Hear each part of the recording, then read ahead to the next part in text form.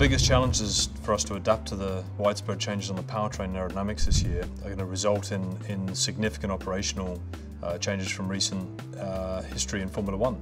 It's the biggest change that we've seen on the engine, gearbox, and also the chassis as well. Just meeting curfew times, getting through the workload of kitting engines, changing engines, gearboxes.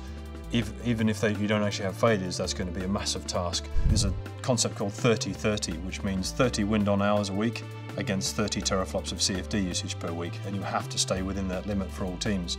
So that's quite a big reduction from last year, and everyone will be looking around how to optimise that to get the best aerodynamic performance development during the season. In-season testing is back, so we're looking at 4 in-season tests, single car on the Tuesday and Wednesday after selected Grand Prix, and you'll use that for tyre development, chassis development, young drivers driving the car, systems, all those sort of things. So it's quite helpful for the teams in terms of mileage. And then the third thing is the driver numbers. So there's a new sequence of driver numbers where the driver actually selects his own number, that they're assigned for the career of the career length of the driver, and that's it.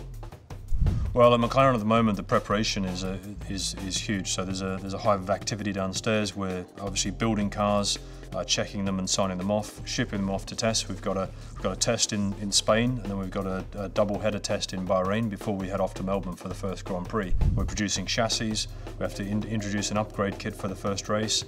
We run a night shift during the tests as well to help the mechanics and technicians just literally cope with the workload. So that's a really big normal part to the start of any year.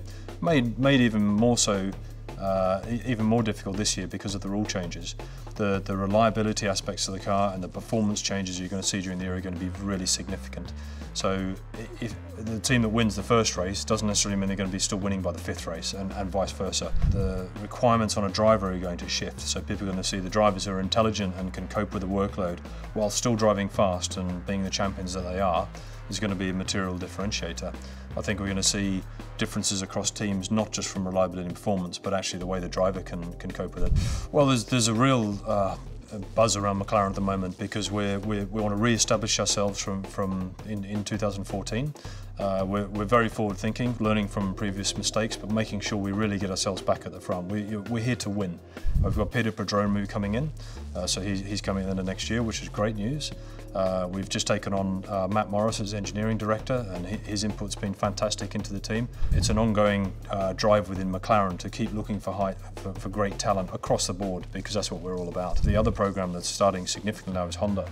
We've been working with Honda for quite a few months now, with separate teams to our normal development teams. And there is so much excitement around that in McLaren because it's just a fantastic start to what we see as a great era with such a prestigious brand in Formula One. So that's something that's really good for the future.